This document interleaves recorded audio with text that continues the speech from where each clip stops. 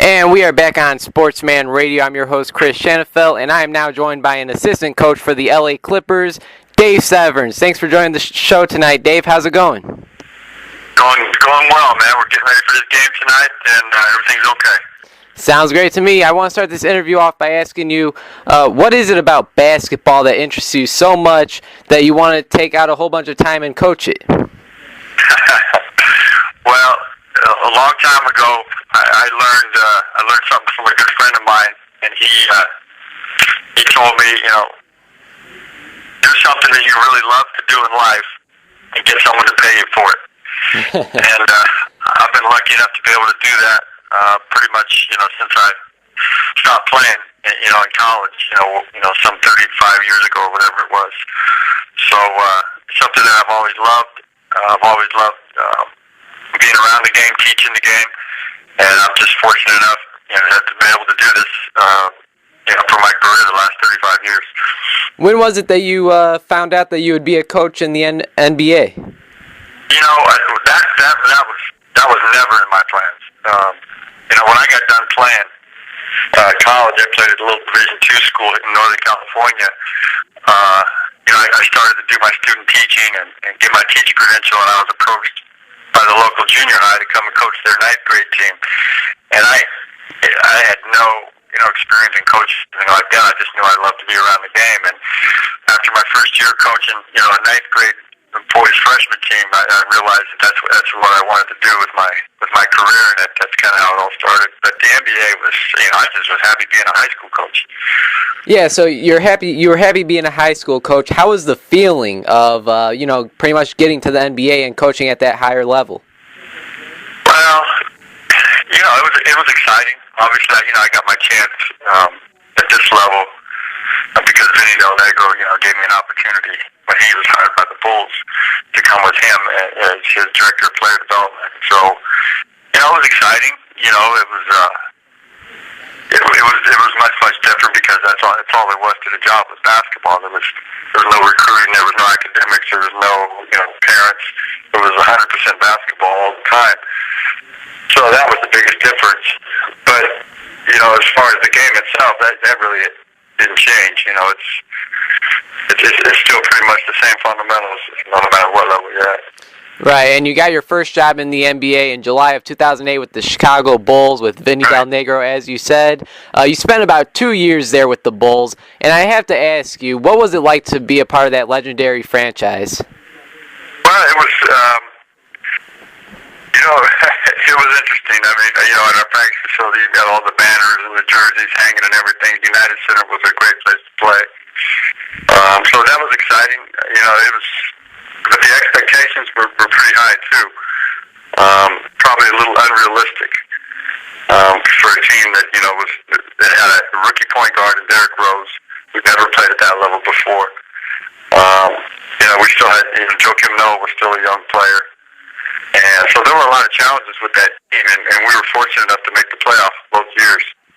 You mentioned Derrick Rose. You were able to coach the now former NBA MVP.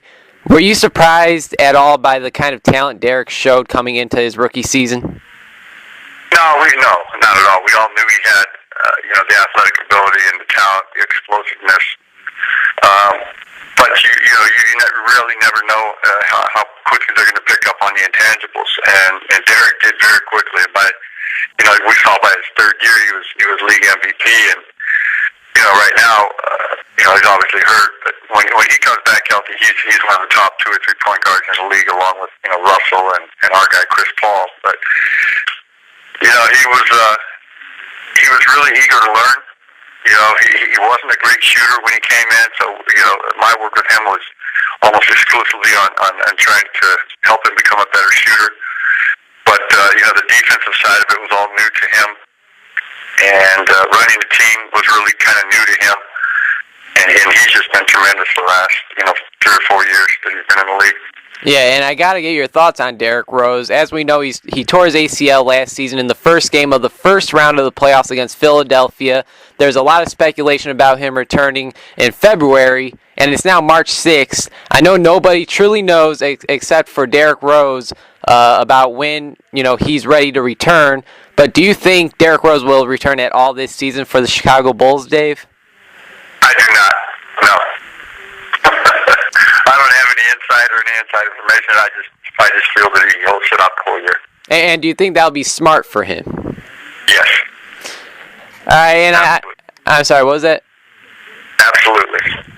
And there's one last thing I want to bring up about your time in Chicago, and that was the playoff series in the 2008-2009 season when you guys were taking on the Boston Celtics. Personally, that was the best playoff series I have ever seen. I don't know if it's just because I'm a diehard Bulls fan or not, but there was 4 overtime games, and one of them ended in double overtime. The other ended in triple overtime.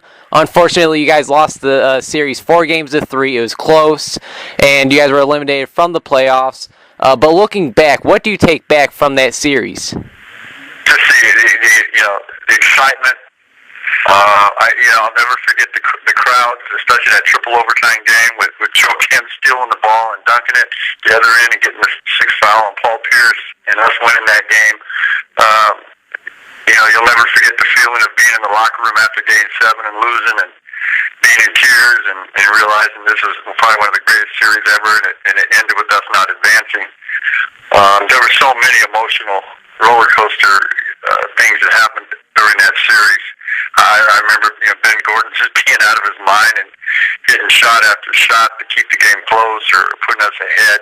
I remember Ray Allen in Game 2 coming off the screen that we were just a little bit late switching on and hitting that shot that won Game 2. Otherwise, we'd have been up 2-0 and maybe could have won that series. So there was just so many different things. The Brad Miller layup down the lane where he gets clobbered by Rondo and no foul was called. I mean, there was just so many exciting moments in that series.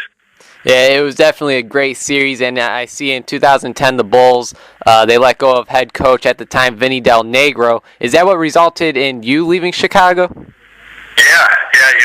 When they let go of Vinny, we all lost our jobs too, and I had no plans to stay in the NBA. I was going back home to Fresno to teach high school again, like I'd done before, and about 6 weeks later, Vinny calls me one day. I was in Cleveland at the LeBron camp, and he called me and he said, "Hey, you want to come to LA? I just was hired by the Clippers." And I said, "When you need me?" He said, "Tomorrow." So I was on a plane from Cleveland, coaching the summer league team the next day with the Clippers, and we've been here ever since. Yeah, you guys got, right now, a great team over there with, of course, CP3, Blake Griffin, just tons of talent. Any major differences in what you did with the Chicago Bulls and what you're doing now with the Clippers?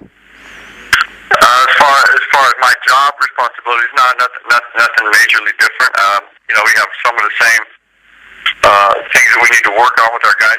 Like Blake was very similar to Derrick.